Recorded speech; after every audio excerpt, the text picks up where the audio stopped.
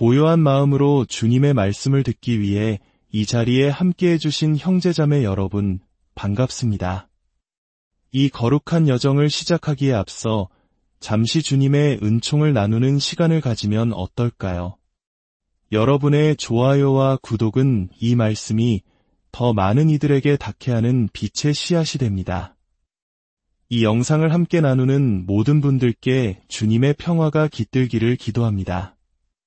많은 분들이 예수님께서 활동하셨던 그 거룩한 땅, 성지에 가면 마음이 참 간절해진다고 이야기합니다. 그 땅을 밟고 그 공기를 느끼며 드리는 기도는 더욱 절박하고 뜨거워지기 때문일 겁니다. 그렇게 간절하게 부르짖을 때 하느님께서는 우리의 소원을 외면하지 않으십니다. 그래, 내게 그런 소원이 있었구나 하고 우리의 마음을 헤아려 주시며 성지에서만 내리는 특별한 은총을 베풀어 주십니다. 하지만 우리가 꼭 기억해야 할 것이 있습니다. 우리가 먼저 하느님을 부르는 것이 아니라 언제나 하느님께서 먼저 우리에게 다가오시고 우리를 위해 모든 것을 준비하시며 당신의 섭리 안으로 우리를 초대하신다는 사실입니다. 우리는 그저 항상 깨어 그분의 부르심을 들을 준비만 되어 있으면 됩니다. 그리고 그 부르심이 들려올 때 아브라함처럼 모세처럼 여기 있습니다 하고 응답해야 합니다. 그러나 오늘날 우리의 삶은 어떻습니까? 돈을 버느라 바쁘고 먹고 마시는 세상의 즐거움에 취해 있고 끝없는 논쟁과 다툼에 정신이 팔려 하느님의 목소리를 들을 여유조차 없습니다. 주님께서 베드로야, 베드로야 하고 부르셔도 세상의 소음에 묻혀 그 음성을 듣지 못합니다.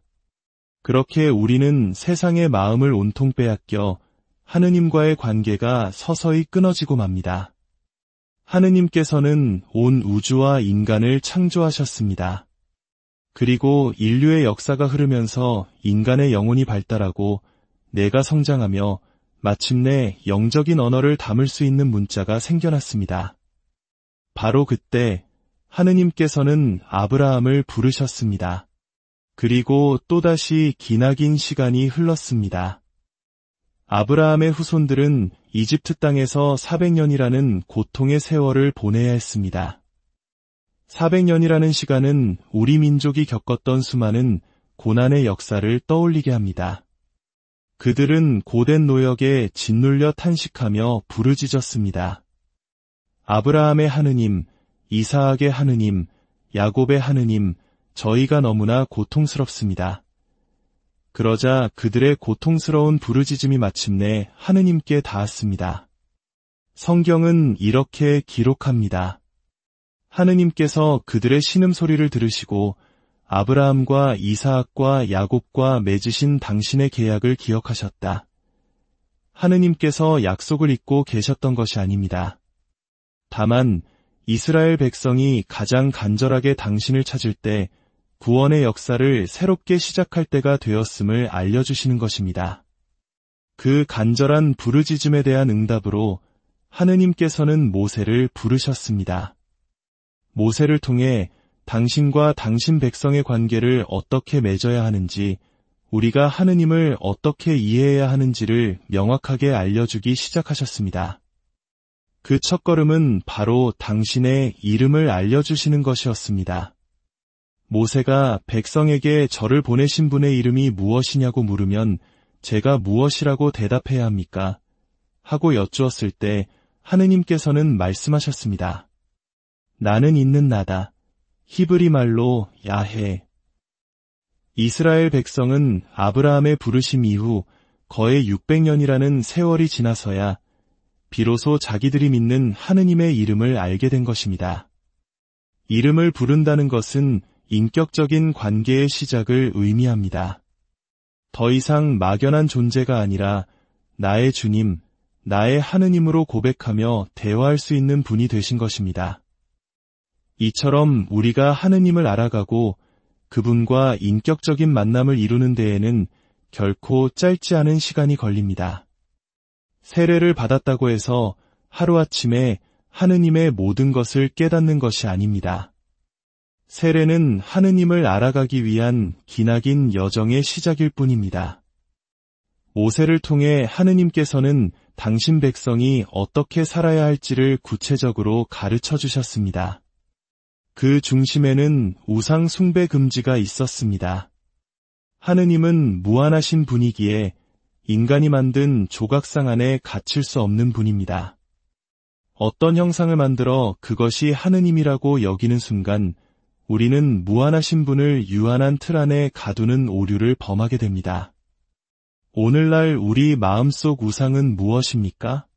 돈, 권력, 명예가 하느님의 자리를 차지하고 있지는 않습니까? 그런 우상에 사로잡히면 우리의 영혼은 자유를 잃고 맙니다. 예수님께서 진리가 너희를 자유롭게 하리라고 하신 말씀을 기억해야 합니다. 또한 하느님께서는 나눔과 자비의 법을 주셨습니다. 너희 땅에서 곡식을 거두어 드릴 때 밭 한쪽 구석까지 모조리 거두어 들여서는 안 된다. 가난한 이와 이방인을 위하여 그것들을 남겨두어야 한다. 이 말씀 속에서 우리는 당신의 피조물을 모두 아끼고 사랑하시는 하느님의 따뜻한 마음을 느낄 수 있습니다. 그리고 이 자비의 정신은 훗날 예수님을 통해 완성됩니다. 예수님께서는 가난한 이들에게 기쁜 소식을 전하고 잡혀간 이들에게 해방을 선포하며 눈먼 이들을 다시 보게 하고 억압받는 이들을 풀어주시려고 이 땅에 오셨습니다. 구약의 모든 사건들은 예수님을 향하고 있습니다. 광야에서 이스라엘 백성이 만나를 먹었던 사건을 기억하십니까? 이는 사람이 빵만으로 살지 않고 하느님의 입에서 나오는 모든 말씀으로 산다는 것을 가르치기 위함이었습니다. 훗날 예수님께서는 악마에게 유혹받으실 때 바로 이 말씀을 인용하여 유혹을 물리치셨습니다. 이집트를 탈출할 때 문설주에 바른 어린 양의 피와 누룩 없는 빵은 우리를 죄의 종살이에서 해방시키시는 예수님의 희생을 예표합니다. 우리는 미사 때마다 예수님의 살과 피를 받아 모시며 이 세상의 고통과 억압에서 벗어나 영원한 하느님 나라로 나아가는 새로운 탈출을 기념하는 것입니다. 아브라함에게 주신 막연한 약속은 모세를 통해 구체적인 계약과 율법으로 발전했고 그 모든 것은 마침내 때가 차서 오신 예수님 안에서 완성되었습니다. 예수님은 구약 성경 전체를 관통하시고 모든 예언과 율법을 당신의 삶과 가르침으로 완성하신 하느님의 가장 완벽한 계시입니다.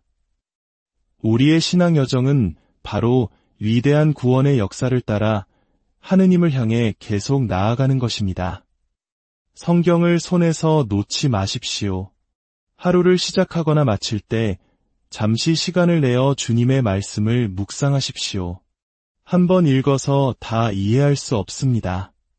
평생에 걸쳐 읽고 또 읽으며 그 말씀이 우리 삶의 양식이 되도록 해야 합니다. 하느님은 언제나 우리를 먼저 부르십니다. 중요한 것은 우리가 그 부르심에 응답할 준비가 되어 있느냐는 것입니다. 우리의 마음을 항상 하느님께 열어두고 그분과 인격적인 대화를 나누십시오.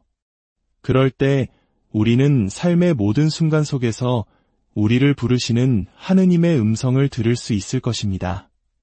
그리고 기쁘게 응답할 수 있을 것입니다. 주님, 여기 있습니다. 감사합니다. 함께 기도하며 이 시간을 마치겠습니다. 하늘에 계신 우리 아버지, 아버지의 이름이 거룩히 빛나시며 아버지의 나라가 오시며 아버지의 뜻이 하늘에서와 같이 땅에서도 이루어지소서.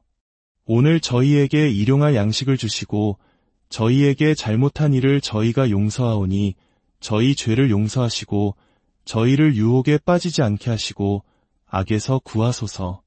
아멘.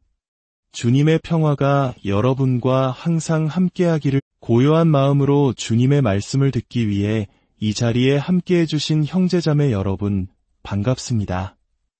이 거룩한 여정을 시작하기에 앞서 잠시 주님의 은총을 나누는 시간을 가지면 어떨까요? 여러분의 좋아요와 구독은 이 말씀이 더 많은 이들에게 닿게 하는 빛의 씨앗이 됩니다. 이 영상을 함께 나누는 모든 분들께 주님의 평화가 깃들기를 기도합니다. 많은 분들이 예수님께서 활동하셨던 그 거룩한 땅, 성지에 가면 마음이 참 간절해진다고 이야기합니다.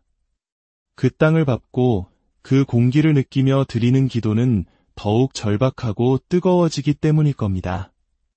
그렇게 간절하게 부르짖을 때 하느님께서는 우리의 소원을 외면하지 않으십니다. 그래, 내게 그런 소원이 있었구나 하고 우리의 마음을 헤아려 주시며 성지에서만 내리는 특별한 은총을 베풀어 주십니다. 하지만 우리가 꼭 기억해야 할 것이 있습니다. 우리가 먼저 하느님을 부르는 것이 아니라 언제나 하느님께서 먼저 우리에게 다가오시고 우리를 위해 모든 것을 준비하시며 당신의 섭리 안으로 우리를 초대하신다는 사실입니다. 우리는 그저 항상 깨어 그분의 부르심을 들을 준비만 되어 있으면 됩니다. 그리고 그 부르심이 들려올 때 아브라함처럼 모세처럼 여기 있습니다 하고 응답해야 합니다. 그러나 오늘날 우리의 삶은 어떻습니까? 돈을 버느라 바쁘고 먹고 마시는 세상의 즐거움에 취해 있고 끝없는 논쟁과 다툼의 정신이 팔려 하느님의 목소리를 들을 여유조차 없습니다. 주님께서 베드로야, 베드로야 하고 부르셔도 세상의 소음에 묻혀 그 음성을 듣지 못합니다. 그렇게 우리는 세상의 마음을 온통 빼앗겨 하느님과의 관계가 서서히 끊어지고 맙니다. 하느님께서는 온 우주와 인간을 창조하셨습니다. 그리고 인류의 역사가 흐르면서 인간의 영혼이 발달하고 뇌가 성장하며 마침내 영적인 언어를 담을 수 있는 문자가 생겨났습니다. 바로 그때 하느님께서는 아브라함을 부르셨습니다. 그리고 또다시 기나긴 시간이 흘렀습니다. 아브라함의 후손들은 이집트 땅에서 400년이라는 고통의 세월을 보내야 했습니다. 400년이라는 시간은 우리 민족이 겪었던 수많은 고난의 역사를 떠올리게 합니다. 그들은 고된 노역에 짓눌려 탄식하며 부르짖었습니다. 아브라함의 하느님, 이사학의 하느님, 야곱의 하느님, 저희가 너무나 고통스럽습니다. 그러자 그들의 고통스러운 부르짖음이 마침내 하느님께 닿았습니다. 성경은 이렇게 기록합니다. 하느님께서 그들의 신음소리를 들으시고 아브라함과 이사학과 야곱과 맺으신 당신의 계약을 기억하셨다. 하느님께서 약속을 잊고 계셨던 것이 아닙니다. 다만 이스라엘 백성이 가장 간절하게 당신을 찾을 때 구원의 역사를 새롭게 시작할 때가 되었음을 알려주시는 것입니다. 그 간절한 부르짖음에 대한 응답으로 하느님께서는 모세를 부르셨습니다. 모세를 통해 당신과 당신 백성의 관계를 어떻게 맺어야 하는지, 우리가 하느님을 어떻게 이해해야 하는지를 명확하게 알려주기 시작하셨습니다. 그 첫걸음은 바로 당신의 이름을 알려주시는 것이었습니다. 모세가 백성에게 저를 보내신 분의 이름이 무엇이냐고 물으면 제가 무엇이라고 대답해야 합니까? 하고 여쭈었을 때 하느님께서는 말씀하셨습니다. 나는 있는 나다. 히브리 말로 야해. 이스라엘 백성은 아브라함의 부르심 이후 거의 600년이라는 세월이 지나서야 비로소 자기들이 믿는 하느님의 이름을 알게 된 것입니다. 이름을 부른다는 것은 인격적인 관계의 시작을 의미합니다. 더 이상 막연한 존재가 아니라 나의 주님, 나의 하느님으로 고백하며 대화할 수 있는 분이 되신 것입니다. 이처럼 우리가 하느님을 알아가고 그분과 인격적인 만남을 이루는 데에는 결코 짧지 않은 시간이 걸립니다. 세례를 받았다고 해서 하루아침에 하느님의 모든 것을 깨닫는 것이 아닙니다. 세례는 하느님을 알아가기 위한 기나긴 여정의 시작일 뿐입니다. 모세를 통해 하느님께서는 당신 백성이 어떻게 살아야 할지를 구체적으로 가르쳐 주셨습니다. 그 중심에는 우상 숭배 금지가 있었습니다. 하느님은 무한하신 분이기에 인간이 만든 조각상 안에 갇힐 수 없는 분입니다. 어떤 형상을 만들어 그것이 하느님이라고 여기는 순간 우리는 무한하신 분을 유한한 틀 안에 가두는 오류를 범하게 됩니다. 오늘날 우리 마음속 우상은 무엇입니까? 돈, 권력, 명예가 하느님의 자리를 차지하고 있지는 않습니까? 그런 우상에 사로잡히면 우리의 영혼은 자유를 잃고 맙니다. 예수님께서 진리가 너희를 자유롭게 하리라고 하신 말씀을 기억해야 합니다. 또한 하느님께서는 나눔과 자비의 법을 주셨습니다. 너희 땅에서 곡식을 거두어 드릴 때 밭 한쪽 구석까지 모조리 거두어 들여서는 안 된다. 가난한 이와 이방인을 위하여 그것들을 남겨두어야 한다. 이 말씀 속에서 우리는 당신의 피조물을 모두 아끼고 사랑하시는 하느님의 따뜻한 마음을 느낄 수 있습니다. 그리고 이 자비의 정신은 훗날 예수님을 통해 완성됩니다. 예수님께서는 가난한 이들에게 기쁜 소식을 전하고 잡혀간 이들에게 해방을 선포하며 눈먼 이들을 다시 보게 하고 억압받는 이들을 풀어주시려고 이 땅에 오셨습니다. 구약의 모든 사건들은 예수님을 향하고 있습니다. 광야에서 이스라엘 백성이 만나를 먹었던 사건을 기억하십니까? 이는 사람이 빵만으로 살지 않고 하느님의 입에서 나오는 모든 말씀으로 산다는 것을 가르치기 위함이었습니다. 훗날 예수님께서는 악마에게 유혹받으실 때 바로 이 말씀을 인용하여 유혹을 물리치셨습니다.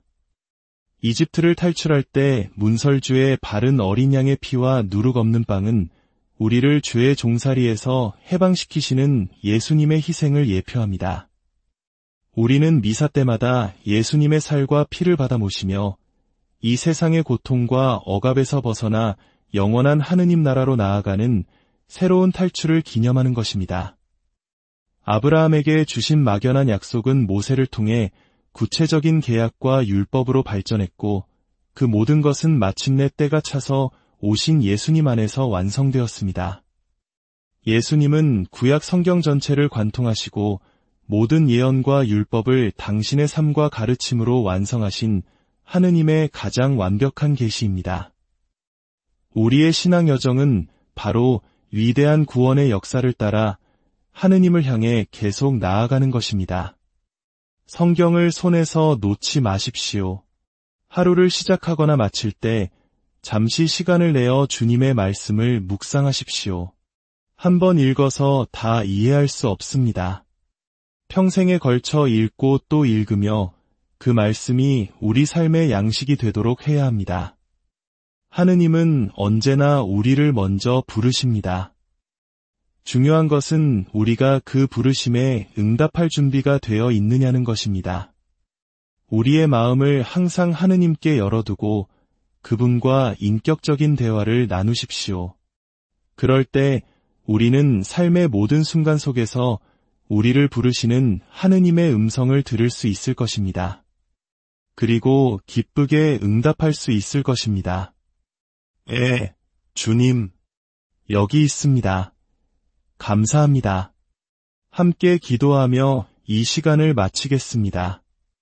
하늘에 계신 우리 아버지, 아버지의 이름이 거룩히 빛나시며 아버지의 나라가 오시며 아버지의 뜻이 하늘에서와 같이 땅에서도 이루어지소서. 오늘 저희에게 일용할 양식을 주시고 저희에게 잘못한 일을 저희가 용서하오니 저희 죄를 용서하시고 저희를 유혹에 빠지지 않게 하시고 악에서 구하소서. 아멘. 주님의 평화가 여러분과 항상 함께하기를. 고요한 마음으로 주님의 말씀을 듣기 위해 이 자리에 함께해 주신 형제자매 여러분, 반갑습니다. 이 거룩한 여정을 시작하기에 앞서 잠시 주님의 은총을 나누는 시간을 가지면 어떨까요? 여러분의 좋아요와 구독은 이 말씀이 더 많은 이들에게 닿게 하는 빛의 씨앗이 됩니다. 이 영상을 함께 나누는 모든 분들께 주님의 평화가 깃들기를 기도합니다. 많은 분들이 예수님께서 활동하셨던 그 거룩한 땅, 성지에 가면 마음이 참 간절해진다고 이야기합니다. 그 땅을 밟고 그 공기를 느끼며 드리는 기도는 더욱 절박하고 뜨거워지기 때문일 겁니다. 그렇게 간절하게 부르짖을 때 하느님께서는 우리의 소원을 외면하지 않으십니다. 그래, 내게 그런 소원이 있었구나 하고 우리의 마음을 헤아려 주시며 성지에서만 내리는 특별한 은총을 베풀어 주십니다. 하지만 우리가 꼭 기억해야 할 것이 있습니다. 우리가 먼저 하느님을 부르는 것이 아니라 언제나 하느님께서 먼저 우리에게 다가오시고 우리를 위해 모든 것을 준비하시며 당신의 섭리 안으로 우리를 초대하신다는 사실입니다. 우리는 그저 항상 깨어 그분의 부르심을 들을 준비만 되어 있으면 됩니다. 그리고 그 부르심이 들려올 때 아브라함처럼 모세처럼 여기 있습니다 하고 응답해야 합니다. 그러나 오늘날 우리의 삶은 어떻습니까? 돈을 버느라 바쁘고 먹고 마시는 세상의 즐거움에 취해 있고 끝없는 논쟁과 다툼에 정신이 팔려 하느님의 목소리를 들을 여유조차 없습니다. 주님께서 베드로야, 베드로야 하고 부르셔도 세상의 소음에 묻혀 그 음성을 듣지 못합니다. 그렇게 우리는 세상의 마음을 온통 빼앗겨 하느님과의 관계가 서서히 끊어지고 맙니다. 하느님께서는 온 우주와 인간을 창조하셨습니다. 그리고 인류의 역사가 흐르면서 인간의 영혼이 발달하고 뇌가 성장하며 마침내 영적인 언어를 담을 수 있는 문자가 생겨났습니다. 바로 그때 하느님께서는 아브라함을 부르셨습니다. 그리고 또다시 기나긴 시간이 흘렀습니다. 아브라함의 후손들은 이집트 땅에서 400년이라는 고통의 세월을 보내야 했습니다. 400년이라는 시간은 우리 민족이 겪었던 수많은 고난의 역사를 떠올리게 합니다. 그들은 고된 노역에 짓눌려 탄식하며 부르짖었습니다. 아브라함의 하느님, 이사학의 하느님, 야곱의 하느님, 저희가 너무나 고통스럽습니다. 그러자 그들의 고통스러운 부르짖음이 마침내 하느님께 닿았습니다. 성경은 이렇게 기록합니다.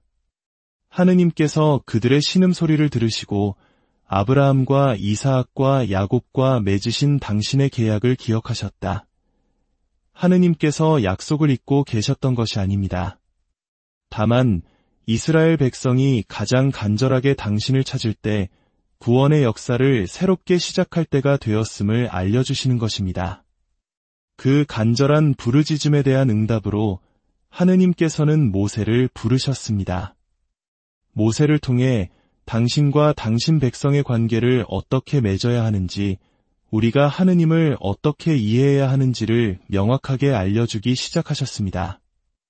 그 첫걸음은 바로 당신의 이름을 알려주시는 것이었습니다. 모세가 백성에게 저를 보내신 분의 이름이 무엇이냐고 물으면 제가 무엇이라고 대답해야 합니까? 하고 여쭈었을 때 하느님께서는 말씀하셨습니다. 나는 있는 나다. 히브리 말로 야해.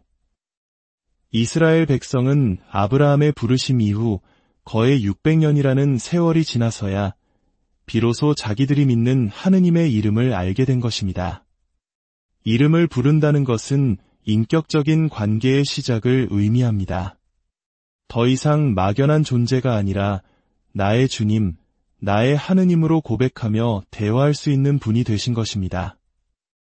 이처럼 우리가 하느님을 알아가고 그분과 인격적인 만남을 이루는 데에는 결코 짧지 않은 시간이 걸립니다. 세례를 받았다고 해서 하루아침에 하느님의 모든 것을 깨닫는 것이 아닙니다. 세례는 하느님을 알아가기 위한 기나긴 여정의 시작일 뿐입니다. 모세를 통해 하느님께서는 당신 백성이 어떻게 살아야 할지를 구체적으로 가르쳐 주셨습니다. 그 중심에는 우상 숭배 금지가 있었습니다. 하느님은 무한하신 분이기에 인간이 만든 조각상 안에 갇힐 수 없는 분입니다. 어떤 형상을 만들어 그것이 하느님이라고 여기는 순간 우리는 무한하신 분을 유한한 틀 안에 가두는 오류를 범하게 됩니다. 오늘날 우리 마음속 우상은 무엇입니까? 돈, 권력, 명예가 하느님의 자리를 차지하고 있지는 않습니까? 그런 우상에 사로잡히면 우리의 영혼은 자유를 잃고 맙니다. 예수님께서 진리가 너희를 자유롭게 하리라고 하신 말씀을 기억해야 합니다. 또한 하느님께서는 나눔과 자비의 법을 주셨습니다. 너희 땅에서 곡식을 거두어 드릴 때 밭 한쪽 구석까지 모조리 거두어 들여서는 안 된다. 가난한 이와 이방인을 위하여 그것들을 남겨 두어야 한다. 이 말씀 속에서 우리는 당신의 피조물을 모두 아끼고 사랑하시는 하느님의 따뜻한 마음을 느낄 수 있습니다. 그리고 이 자비의 정신은 훗날 예수님을 통해 완성됩니다. 예수님께서는 가난한 이들에게 기쁜 소식을 전하고 잡혀간 이들에게 해방을 선포하며 눈먼 이들을 다시 보게 하고 억압받는 이들을 풀어주시려고 이 땅에 오셨습니다. 구약의 모든 사건들은 예수님을 향하고 있습니다. 광야에서 이스라엘 백성이 만나를 먹었던 사건을 기억하십니까? 이는 사람이 빵만으로 살지 않고 하느님의 입에서 나오는 모든 말씀으로 산다는 것을 가르치기 위함이었습니다. 훗날 예수님께서는 악마에게 유혹받으실 때 바로 이 말씀을 인용하여 유혹을 물리치셨습니다. 이집트를 탈출할 때 문설주의 바른 어린 양의 피와 누룩 없는 빵은 우리를 죄의 종살이에서 해방시키시는 예수님의 희생을 예표합니다. 우리는 미사 때마다 예수님의 살과 피를 받아 모시며 이 세상의 고통과 억압에서 벗어나 영원한 하느님 나라로 나아가는 새로운 탈출을 기념하는 것입니다. 아브라함에게 주신 막연한 약속은 모세를 통해 구체적인 계약과 율법으로 발전했고 그 모든 것은 마침내 때가 차서 오신 예수님 안에서 완성되었습니다. 예수님은 구약 성경 전체를 관통하시고 모든 예언과 율법을 당신의 삶과 가르침으로 완성하신 하느님의 가장 완벽한 계시입니다. 우리의 신앙 여정은 바로 위대한 구원의 역사를 따라 하느님을 향해 계속 나아가는 것입니다. 성경을 손에서 놓지 마십시오. 하루를 시작하거나 마칠 때 잠시 시간을 내어 주님의 말씀을 묵상하십시오. 한 번 읽어서 다 이해할 수 없습니다. 평생에 걸쳐 읽고 또 읽으며 그 말씀이 우리 삶의 양식이 되도록 해야 합니다. 하느님은 언제나 우리를 먼저 부르십니다. 중요한 것은 우리가 그 부르심에 응답할 준비가 되어 있느냐는 것입니다. 우리의 마음을 항상 하느님께 열어두고 그분과 인격적인 대화를 나누십시오. 그럴 때 우리는 삶의 모든 순간 속에서 우리를 부르시는 하느님의 음성을 들을 수 있을 것입니다. 그리고 기쁘게 응답할 수 있을 것입니다. 주님, 여기 있습니다. 감사합니다. 함께 기도하며 이 시간을 마치겠습니다. 하늘에 계신 우리 아버지, 아버지의 이름이 거룩히 빛나시며 아버지의 나라가 오시며 아버지의 뜻이 하늘에서와 같이 땅에서도 이루어지소서. 오늘 저희에게 일용할 양식을 주시고 저희에게 잘못한 일을 저희가 용서하오니 저희 죄를 용서하시고 저희를 유혹에 빠지지 않게 하시고 악에서 구하소서. 아멘. 주님의 평화가 여러분과 항상 함께하기를. 고요한 마음으로 주님의 말씀을 듣기 위해 이 자리에 함께해 주신 형제자매 여러분, 반갑습니다. 이 거룩한 여정을 시작하기에 앞서 잠시 주님의 은총을 나누는 시간을 가지면 어떨까요? 여러분의 좋아요와 구독은 이 말씀이 더 많은 이들에게 닿게 하는 빛의 씨앗이 됩니다. 이 영상을 함께 나누는 모든 분들께 주님의 평화가 깃들기를 기도합니다. 많은 분들이 예수님께서 활동하셨던 그 거룩한 땅, 성지에 가면 마음이 참 간절해진다고 이야기합니다. 그 땅을 밟고 그 공기를 느끼며 드리는 기도는 더욱 절박하고 뜨거워지기 때문일 겁니다.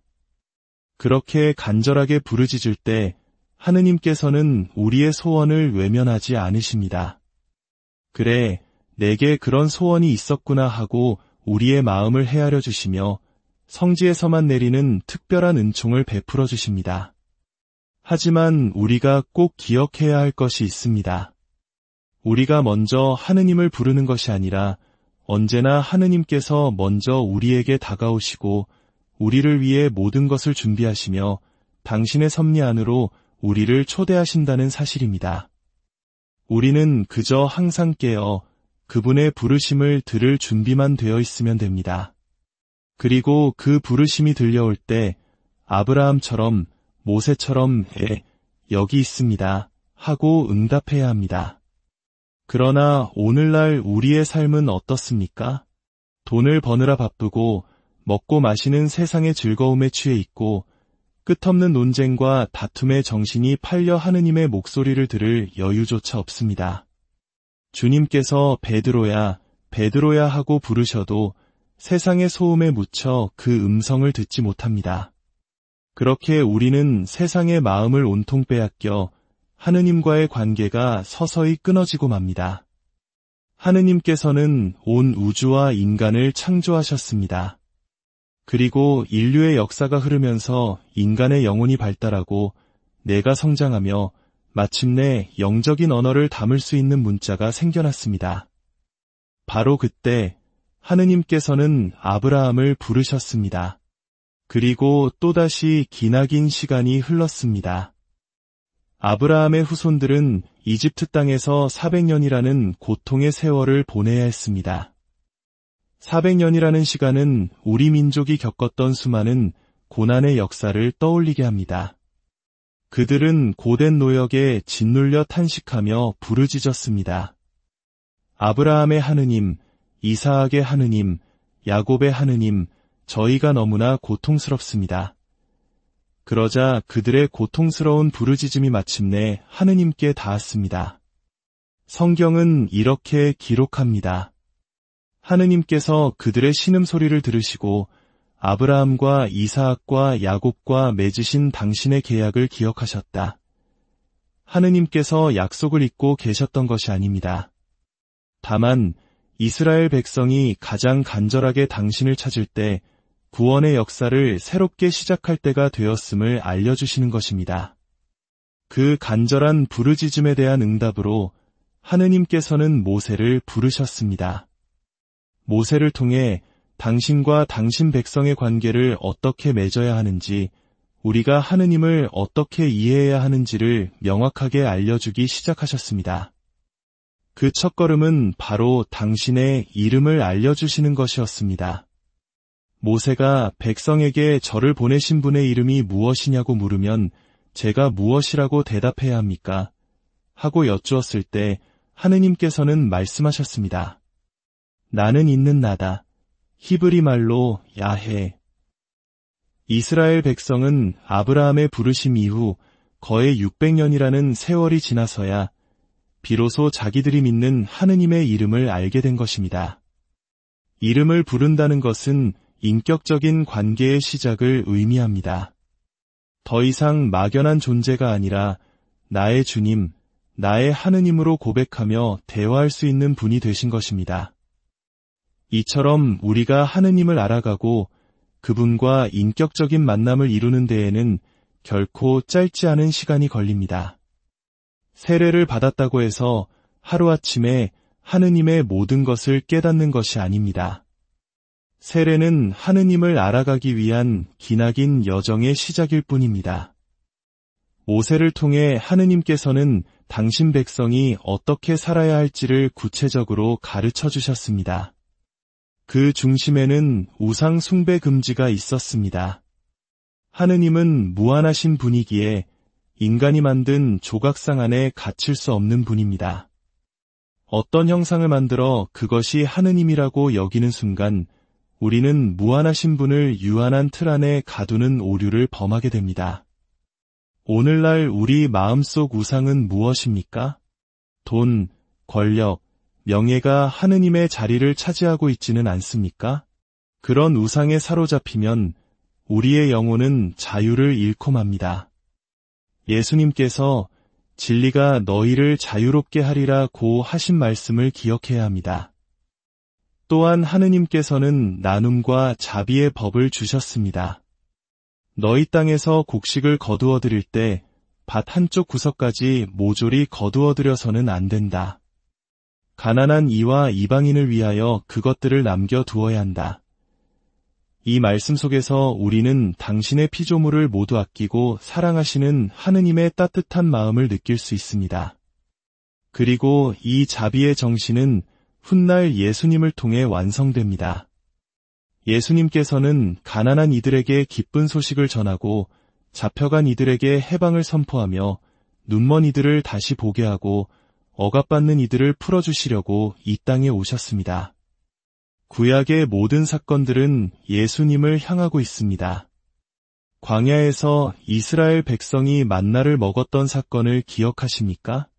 이는 사람이 빵만으로 살지 않고 하느님의 입에서 나오는 모든 말씀으로 산다는 것을 가르치기 위함이었습니다. 훗날 예수님께서는 악마에게 유혹받으실 때 바로 이 말씀을 인용하여 유혹을 물리치셨습니다. 이집트를 탈출할 때 문설주의 바른 어린 양의 피와 누룩 없는 빵은 우리를 죄의 종살이에서 해방시키시는 예수님의 희생을 예표합니다. 우리는 미사 때마다 예수님의 살과 피를 받아 모시며 이 세상의 고통과 억압에서 벗어나 영원한 하느님 나라로 나아가는 새로운 탈출을 기념하는 것입니다. 아브라함에게 주신 막연한 약속은 모세를 통해 구체적인 계약과 율법으로 발전했고 그 모든 것은 마침내 때가 차서 오신 예수님 안에서 완성되었습니다. 예수님은 구약 성경 전체를 관통하시고 모든 예언과 율법을 당신의 삶과 가르침으로 완성하신 하느님의 가장 완벽한 계시입니다. 우리의 신앙 여정은 바로 위대한 구원의 역사를 따라 하느님을 향해 계속 나아가는 것입니다. 성경을 손에서 놓지 마십시오. 하루를 시작하거나 마칠 때 잠시 시간을 내어 주님의 말씀을 묵상하십시오. 한번 읽어서 다 이해할 수 없습니다. 평생에 걸쳐 읽고 또 읽으며 그 말씀이 우리 삶의 양식이 되도록 해야 합니다. 하느님은 언제나 우리를 먼저 부르십니다.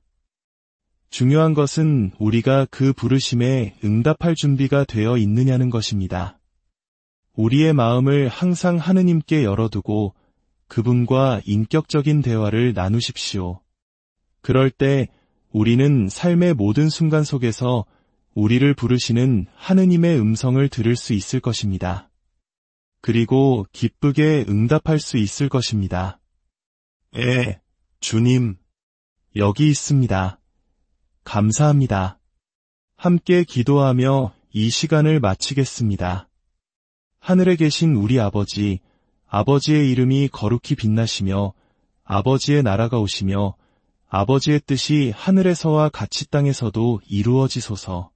오늘 저희에게 일용할 양식을 주시고 저희에게 잘못한 일을 저희가 용서하오니 저희 죄를 용서하시고 저희를 유혹에 빠지지 않게 하시고 악에서 구하소서. 아멘. 주님의 평화가 여러분과 항상 함께하기를. 고요한 마음으로 주님의 말씀을 듣기 위해 이 자리에 함께해 주신 형제자매 여러분, 반갑습니다. 이 거룩한 여정을 시작하기에 앞서 잠시 주님의 은총을 나누는 시간을 가지면 어떨까요? 여러분의 좋아요와 구독은 이 말씀이 더 많은 이들에게 닿게 하는 빛의 씨앗이 됩니다. 이 영상을 함께 나누는 모든 분들께 주님의 평화가 깃들기를 기도합니다. 많은 분들이 예수님께서 활동하셨던 그 거룩한 땅, 성지에 가면 마음이 참 간절해진다고 이야기합니다. 그 땅을 밟고 그 공기를 느끼며 드리는 기도는 더욱 절박하고 뜨거워지기 때문일 겁니다. 그렇게 간절하게 부르짖을 때 하느님께서는 우리의 소원을 외면하지 않으십니다. 그래, 내게 그런 소원이 있었구나 하고 우리의 마음을 헤아려 주시며 성지에서만 내리는 특별한 은총을 베풀어 주십니다. 하지만 우리가 꼭 기억해야 할 것이 있습니다. 우리가 먼저 하느님을 부르는 것이 아니라 언제나 하느님께서 먼저 우리에게 다가오시고 우리를 위해 모든 것을 준비하시며 당신의 섭리 안으로 우리를 초대하신다는 사실입니다. 우리는 그저 항상 깨어 그분의 부르심을 들을 준비만 되어 있으면 됩니다. 그리고 그 부르심이 들려올 때 아브라함처럼 모세처럼 여기 있습니다 하고 응답해야 합니다. 그러나 오늘날 우리의 삶은 어떻습니까?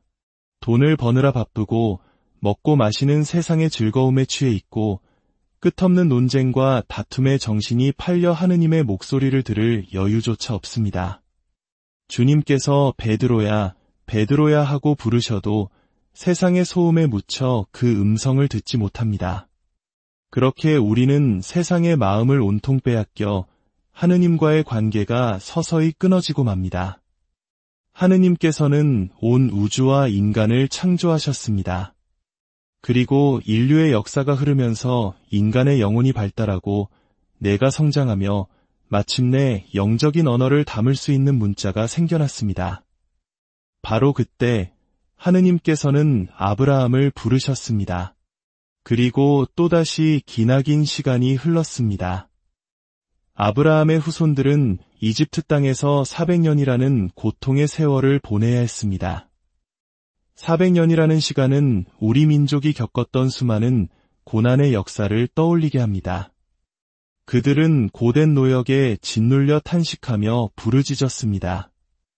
아브라함의 하느님, 이사학의 하느님, 야곱의 하느님, 저희가 너무나 고통스럽습니다. 그러자 그들의 고통스러운 부르짖음이 마침내 하느님께 닿았습니다. 성경은 이렇게 기록합니다. 하느님께서 그들의 신음소리를 들으시고 아브라함과 이사학과 야곱과 맺으신 당신의 계약을 기억하셨다. 하느님께서 약속을 잊고 계셨던 것이 아닙니다. 다만 이스라엘 백성이 가장 간절하게 당신을 찾을 때 구원의 역사를 새롭게 시작할 때가 되었음을 알려주시는 것입니다. 그 간절한 부르짖음에 대한 응답으로 하느님께서는 모세를 부르셨습니다. 모세를 통해 당신과 당신 백성의 관계를 어떻게 맺어야 하는지, 우리가 하느님을 어떻게 이해해야 하는지를 명확하게 알려주기 시작하셨습니다. 그 첫걸음은 바로 당신의 이름을 알려주시는 것이었습니다. 모세가 백성에게 저를 보내신 분의 이름이 무엇이냐고 물으면 제가 무엇이라고 대답해야 합니까? 하고 여쭈었을 때 하느님께서는 말씀하셨습니다. 나는 있는 나다. 히브리 말로 야해. 이스라엘 백성은 아브라함의 부르심 이후 거의 600년이라는 세월이 지나서야 비로소 자기들이 믿는 하느님의 이름을 알게 된 것입니다. 이름을 부른다는 것은 인격적인 관계의 시작을 의미합니다. 더 이상 막연한 존재가 아니라 나의 주님, 나의 하느님으로 고백하며 대화할 수 있는 분이 되신 것입니다.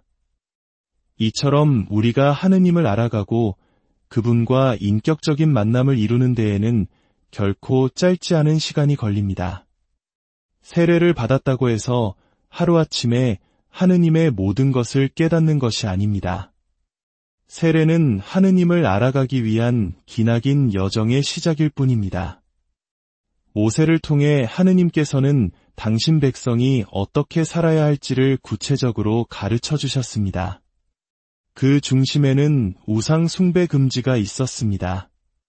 하느님은 무한하신 분이기에 인간이 만든 조각상 안에 갇힐 수 없는 분입니다. 어떤 형상을 만들어 그것이 하느님이라고 여기는 순간 우리는 무한하신 분을 유한한 틀 안에 가두는 오류를 범하게 됩니다. 오늘날 우리 마음속 우상은 무엇입니까? 돈, 권력, 명예가 하느님의 자리를 차지하고 있지는 않습니까? 그런 우상에 사로잡히면 우리의 영혼은 자유를 잃고 맙니다. 예수님께서 진리가 너희를 자유롭게 하리라고 하신 말씀을 기억해야 합니다. 또한 하느님께서는 나눔과 자비의 법을 주셨습니다. 너희 땅에서 곡식을 거두어 드릴 때 밭 한쪽 구석까지 모조리 거두어 들여서는 안 된다. 가난한 이와 이방인을 위하여 그것들을 남겨 두어야 한다.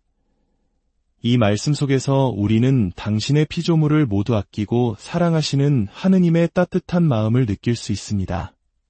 그리고 이 자비의 정신은 훗날 예수님을 통해 완성됩니다.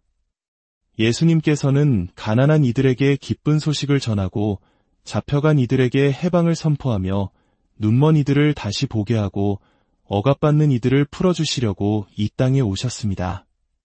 구약의 모든 사건들은 예수님을 향하고 있습니다. 광야에서 이스라엘 백성이 만나를 먹었던 사건을 기억하십니까? 이는 사람이 빵만으로 살지 않고 하느님의 입에서 나오는 모든 말씀으로 산다는 것을 가르치기 위함이었습니다. 훗날 예수님께서는 악마에게 유혹받으실 때 바로 이 말씀을 인용하여 유혹을 물리치셨습니다. 이집트를 탈출할 때 문설주의 바른 어린 양의 피와 누룩 없는 빵은 우리를 죄의 종살이에서 해방시키시는 예수님의 희생을 예표합니다. 우리는 미사 때마다 예수님의 살과 피를 받아 모시며 이 세상의 고통과 억압에서 벗어나 영원한 하느님 나라로 나아가는 새로운 탈출을 기념하는 것입니다. 아브라함에게 주신 막연한 약속은 모세를 통해 구체적인 계약과 율법으로 발전했고 그 모든 것은 마침내 때가 차서 오신 예수님 안에서 완성되었습니다. 예수님은 구약 성경 전체를 관통하시고 모든 예언과 율법을 당신의 삶과 가르침으로 완성하신 하느님의 가장 완벽한 계시입니다. 우리의 신앙 여정은 바로 위대한 구원의 역사를 따라 하느님을 향해 계속 나아가는 것입니다. 성경을 손에서 놓지 마십시오. 하루를 시작하거나 마칠 때 잠시 시간을 내어 주님의 말씀을 묵상하십시오. 한 번 읽어서 다 이해할 수 없습니다. 평생에 걸쳐 읽고 또 읽으며 그 말씀이 우리 삶의 양식이 되도록 해야 합니다. 하느님은 언제나 우리를 먼저 부르십니다. 중요한 것은 우리가 그 부르심에 응답할 준비가 되어 있느냐는 것입니다. 우리의 마음을 항상 하느님께 열어두고 그분과 인격적인 대화를 나누십시오. 그럴 때 우리는 삶의 모든 순간 속에서 우리를 부르시는 하느님의 음성을 들을 수 있을 것입니다. 그리고 기쁘게 응답할 수 있을 것입니다. 주님, 여기 있습니다. 감사합니다. 함께 기도하며 이 시간을 마치겠습니다. 하늘에 계신 우리 아버지, 아버지의 이름이 거룩히 빛나시며 아버지의 나라가 오시며 아버지의 뜻이 하늘에서와 같이 땅에서도 이루어지소서. 오늘 저희에게 일용할 양식을 주시고 저희에게 잘못한 일을 저희가 용서하오니 저희 죄를 용서하시고 저희를 유혹에 빠지지 않게 하시고 악에서 구하소서. 아멘. 주님의 평화가 여러분과 항상 함께하기를. 고요한 마음으로 주님의 말씀을 듣기 위해 이 자리에 함께해 주신 형제자매 여러분, 반갑습니다. 이 거룩한 여정을 시작하기에 앞서 잠시 주님의 은총을 나누는 시간을 가지면 어떨까요? 여러분의 좋아요와 구독은 이 말씀이 더 많은 이들에게 닿게 하는 빛의 씨앗이 됩니다. 이 영상을 함께 나누는 모든 분들께 주님의 평화가 깃들기를 기도합니다. 많은 분들이 예수님께서 활동하셨던 그 거룩한 땅, 성지에 가면 마음이 참 간절해진다고 이야기합니다. 그 땅을 밟고 그 공기를 느끼며 드리는 기도는 더욱 절박하고 뜨거워지기 때문일 겁니다. 그렇게 간절하게 부르짖을 때 하느님께서는 우리의 소원을 외면하지 않으십니다. 그래, 내게 그런 소원이 있었구나 하고 우리의 마음을 헤아려 주시며 성지에서만 내리는 특별한 은총을 베풀어 주십니다. 하지만 우리가 꼭 기억해야 할 것이 있습니다. 우리가 먼저 하느님을 부르는 것이 아니라 언제나 하느님께서 먼저 우리에게 다가오시고 우리를 위해 모든 것을 준비하시며 당신의 섭리 안으로 우리를 초대하신다는 사실입니다. 우리는 그저 항상 깨어 그분의 부르심을 들을 준비만 되어 있으면 됩니다. 그리고 그 부르심이 들려올 때 아브라함처럼 모세처럼 여기 있습니다 하고 응답해야 합니다. 그러나 오늘날 우리의 삶은 어떻습니까? 돈을 버느라 바쁘고 먹고 마시는 세상의 즐거움에 취해 있고 끝없는 논쟁과 다툼에 정신이 팔려 하느님의 목소리를 들을 여유조차 없습니다. 주님께서 베드로야, 베드로야 하고 부르셔도 세상의 소음에 묻혀 그 음성을 듣지 못합니다. 그렇게 우리는 세상의 마음을 온통 빼앗겨 하느님과의 관계가 서서히 끊어지고 맙니다. 하느님께서는 온 우주와 인간을 창조하셨습니다. 그리고 인류의 역사가 흐르면서 인간의 영혼이 발달하고 뇌가 성장하며 마침내 영적인 언어를 담을 수 있는 문자가 생겨났습니다. 바로 그때 하느님께서는 아브라함을 부르셨습니다. 그리고 또다시 기나긴 시간이 흘렀습니다. 아브라함의 후손들은 이집트 땅에서 400년이라는 고통의 세월을 보내야 했습니다. 400년이라는 시간은 우리 민족이 겪었던 수많은 고난의 역사를 떠올리게 합니다. 그들은 고된 노역에 짓눌려 탄식하며 부르짖었습니다.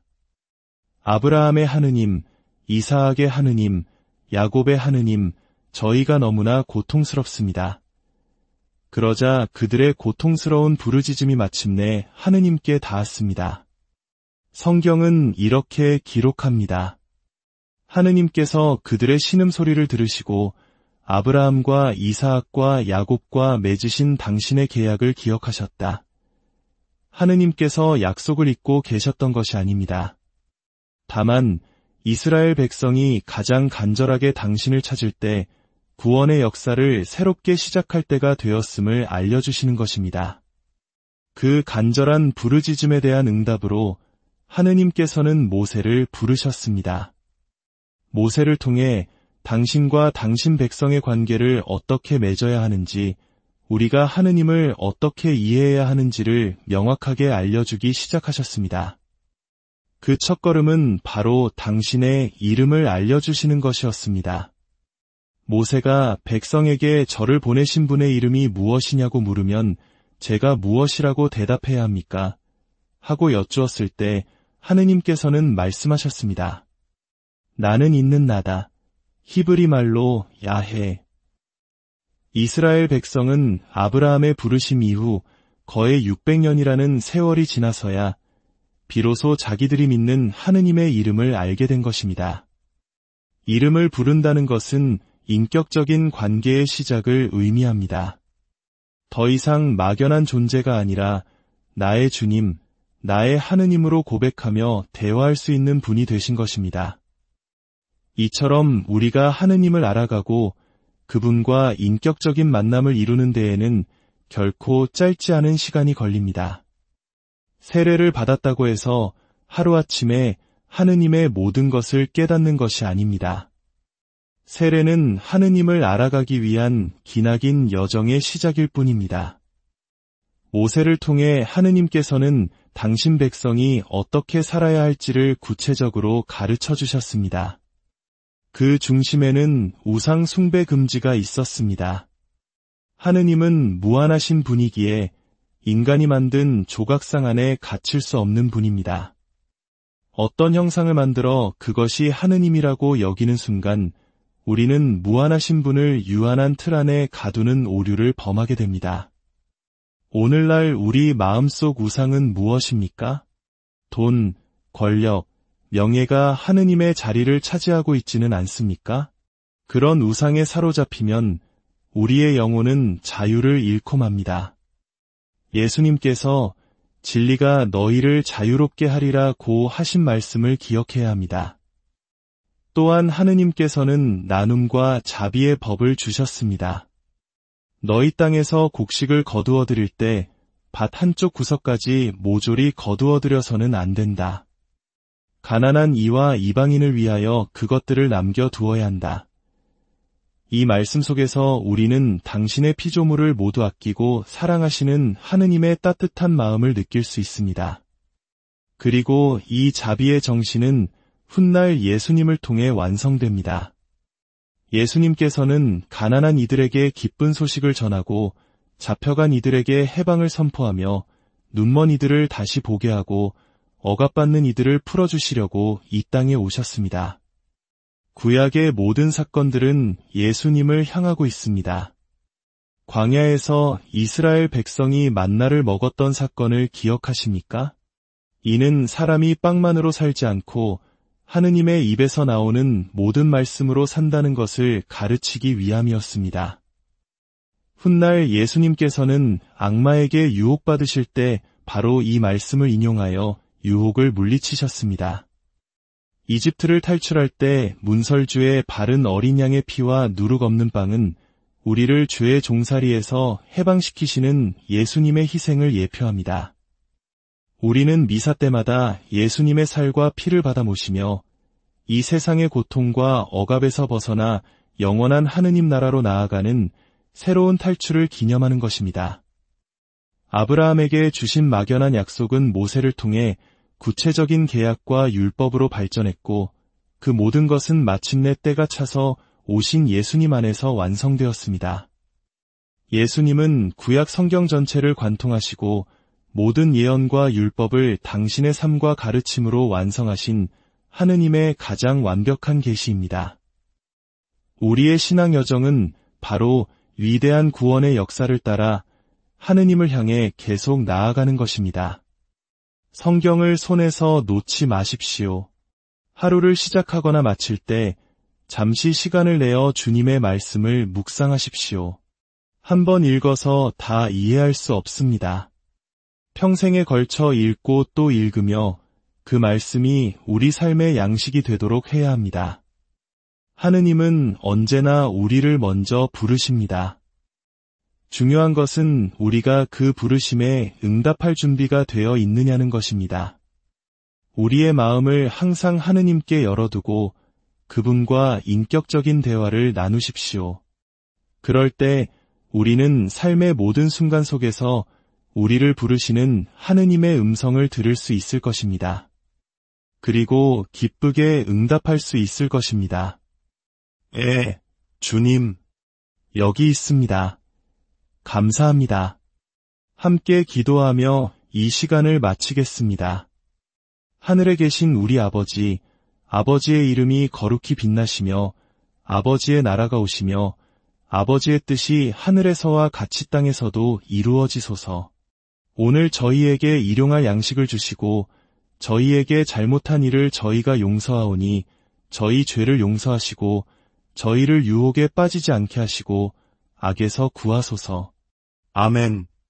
주님의 평화가 여러분과 항상 함께하기를. 고요한 마음으로 주님의 말씀을 듣기 위해 이 자리에 함께해 주신 형제자매 여러분, 반갑습니다. 이 거룩한 여정을 시작하기에 앞서 잠시 주님의 은총을 나누는 시간을 가지면 어떨까요? 여러분의 좋아요와 구독은 이 말씀이 더 많은 이들에게 닿게 하는 빛의 씨앗이 됩니다. 이 영상을 함께 나누는 모든 분들께 주님의 평화가 깃들기를 기도합니다. 많은 분들이 예수님께서 활동하셨던 그 거룩한 땅, 성지에 가면 마음이 참 간절해진다고 이야기합니다. 그 땅을 밟고 그 공기를 느끼며 드리는 기도는 더욱 절박하고 뜨거워지기 때문일 겁니다. 그렇게 간절하게 부르짖을 때 하느님께서는 우리의 소원을 외면하지 않으십니다. 그래, 내게 그런 소원이 있었구나 하고 우리의 마음을 헤아려 주시며 성지에서만 내리는 특별한 은총을 베풀어 주십니다. 하지만 우리가 꼭 기억해야 할 것이 있습니다. 우리가 먼저 하느님을 부르는 것이 아니라 언제나 하느님께서 먼저 우리에게 다가오시고 우리를 위해 모든 것을 준비하시며 당신의 섭리 안으로 우리를 초대하신다는 사실입니다. 우리는 그저 항상 깨어 그분의 부르심을 들을 준비만 되어 있으면 됩니다. 그리고 그 부르심이 들려올 때 아브라함처럼 모세처럼 여기 있습니다 하고 응답해야 합니다. 그러나 오늘날 우리의 삶은 어떻습니까? 돈을 버느라 바쁘고 먹고 마시는 세상의 즐거움에 취해 있고 끝없는 논쟁과 다툼에 정신이 팔려 하느님의 목소리를 들을 여유조차 없습니다. 주님께서 베드로야, 베드로야 하고 부르셔도 세상의 소음에 묻혀 그 음성을 듣지 못합니다. 그렇게 우리는 세상의 마음을 온통 빼앗겨 하느님과의 관계가 서서히 끊어지고 맙니다. 하느님께서는 온 우주와 인간을 창조하셨습니다. 그리고 인류의